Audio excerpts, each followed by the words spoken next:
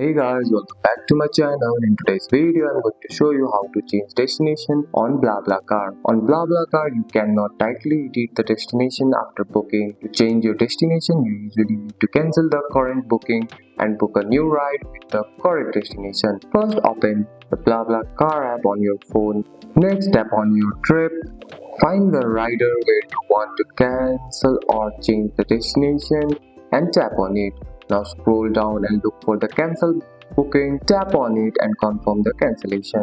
If the rider allows fee cancellation, you will not be charged. Once the booking is cancelled, go back to the home screen. Now search your new starting point or new destination in the search bar. Choose your travel date, then tap search. You will see a new list of available riders that match your updated destination. Select a ride you like. Check the driver's details and reviews, then tap book or request to book. Complete the booking step and you are done. That's it. That's all for today's video, guys. If you found this video helpful, drop a like and subscribe for more videos. Thanks for watching. See you in the next one.